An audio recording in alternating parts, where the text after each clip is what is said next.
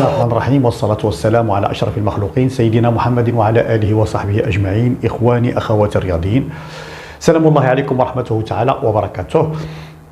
الموضوع ديالنا هو باقي كنتكلموا على انتقالات الشتويه اللي كتتم في منتصف الموسم الكروي اللي هو كيكون شهر يناير. كنحاولوا اننا نواكبوا انتقالات ديال اللاعبين المغاربه، خصوصا اللاعبين اللي تالقوا في المونديال.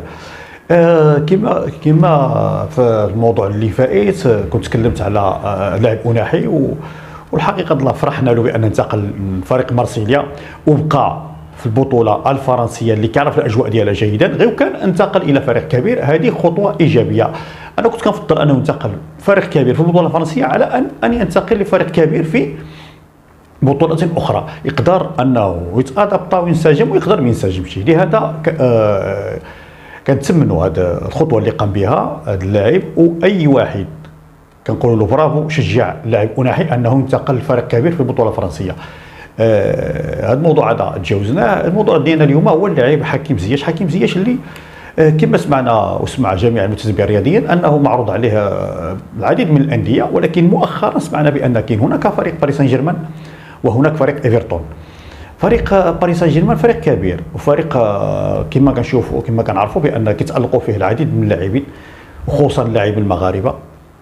كما شفنا لعب فيه طلال القرقوري واحد الوقت، لعب فيه دابا حاليا كيلعب فيه اشرف حكيمي. اشرف حكيمي اللي هو حاليا مرتاح وعاطي كل ما عنده ومتالق، وكما كنقولوا بان القد ضل ديالو في فريق باريس سان جيرمان.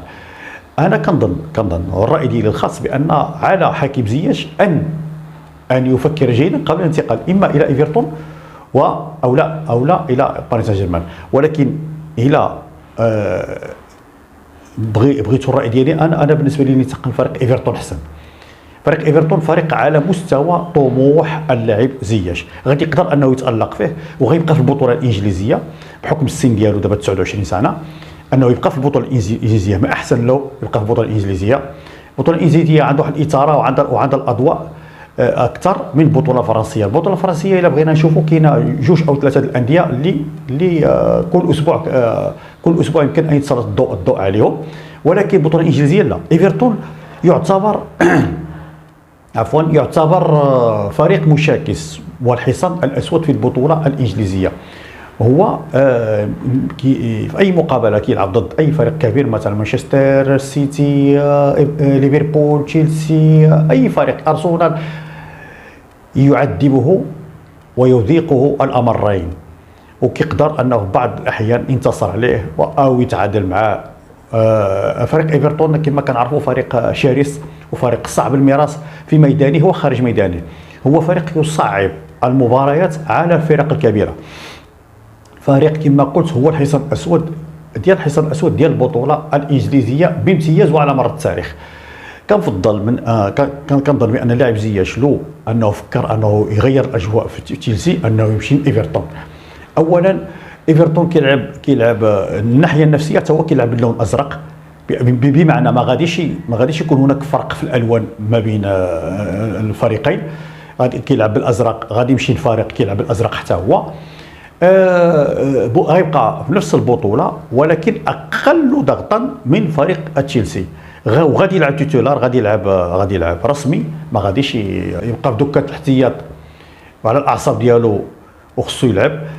وثالثا الحاجه اللي مهمه انه مادام هذا اللاعب كيلعب وكيدخل رسمي، اذا راه يلعب دقائق كبيره، وغتكون عنده الا بغينا نقولوا المباريات في رجلو، وغادي يكون كيمارس مزيان حتى وإلا تنادى عليه المنتخب الوطني المغربي غيكون جاهز. هذا اللي مهم حنا عندنا. ومهم ايضا ان الكارير ديال اللاعب انه يتوفق فيه ويمشي للابعد مدى في النجاح في هذا الفريق او ذاك. كنا كنسمعوا بان الميلان حتى هي مهتمه باللاعب، ولكن هو على حسب قول الصحف انه ما بغاش يخفض من الراتب ديالو. الميلان كما كتعرفوا البطوله الايطاليه حاليا ماشي في نفس المستوى اللي كانت عليه في الثمانينات وفي التسعينات، لا من ناحيه ديال النجوميه ولا من ناحيه ديال الماليه. ولا من الناحيه الكرويه انا فقدت ذاك التوهج ديال البطوله الايطاليه، فقدت ذاك التوهج، ما نكذبوش على بعضنا، فقدت التوهج فعلا. ما بقاتش بطوله كتجلب المتتبعين. حنا كنعرفوا بان حنا في شمال افريقيا كانت البطوله المفضله ديالنا بعد البطوله الاسبانيه هي البطوله الايطاليه، ولكن حاليا الكل اتجه للبطوله الانجليزيه. الانجليزيه فيها اكثر اثاره واكثر تشويق، وكيبقى فيها اللقب ديال بريمير ليغ الى اخر دوره، عكس باقي البطولات العالميه، وفي احيان قليله البطوله الاسبانيه. بالانتقال الى موضوع اخر بالنسبه للاعب حمد الله. اللاعب حمد الله بزاف الناس كيقول لك هو كيفاش هذا اللاعب هذا كيتالق وكيسجل مع فريقه الاتحاد السعودي وفي البطوله السعوديه وفي المنتخب ما تالقش. كما قلت ماشي دفاعا عن حمد الله، ولكن اللاعب حمد الله ما نقولوش نقولوا بانه ظلم في المونديال، ولكن ما لعبش الدقائق اللي لعبها اللاعب النصيري. السيد وليد الركراكي عنده التوجه ديالو، عنده قناعات ديالو، عنده طريقه الخطه باش كيلعب بها، فهمتي. يمكن الحمد لله ما كيتوافقش مع الخطه اللي كيلعب بها هو، وكيقدر انه الساعه اللي غيبدل الخطه غادي يدخل لاعب حمد الله. هذا توجه يحترم، ولكن باش نقولوا بان اللاعب حمد الله لاعب ما عطاش في المونديال او لا ضعيف او لا، كاين بعض الناس كيقول لك زاد الوزن ديالو، هادشي هذا كامل عاري من الصحه، لان حنا كنشوفوه دوره على اخرى انه كيتالق في البطوله السعوديه وكيسجل اهداف.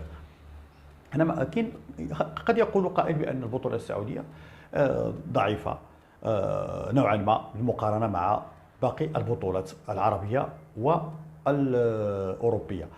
لا، لان هذا الكلام كذلك عاري من الصحه، لان البطوله السعوديه كما كنشوفوا كتستقطب النجوم، بقينا كنشوفوا بان فيها لاعبين من البرازيل والارجنتين واوروبيين كيلعبوا في البطوله السعوديه. هناك منافسه شرسه باش تكون رسمي في الفرق الكبيره، راه خصك تكون حمد الله.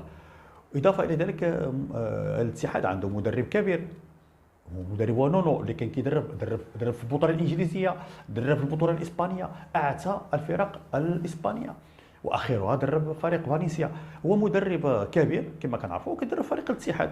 هو لو كان شاف بانها بطوله ضعيفه انا ما كانش غادي يجي، لان طبعا الاتحاد عندها مشروع وعندها لاعبين، وهذاك المدرب كما قلت سابقا انه ما يدخلش اللاعب حمد الله يلعب محاباه له، ولكن عرف بان اللاعب راه في رجله وكيماركي وكيعجبني النتائج وكيحصد له القاب، كما مؤخرا اللقب اللي جابوا مؤخرا نهار الحد، لعب ضد الفيحاء وماركا هدفين روعه كيماركيو غير اللاعبين الكبار، وحمد الله لاعب كبير. انا لست هنا ادافع عن حمد الله، ولكن هذا اقر حقيقه.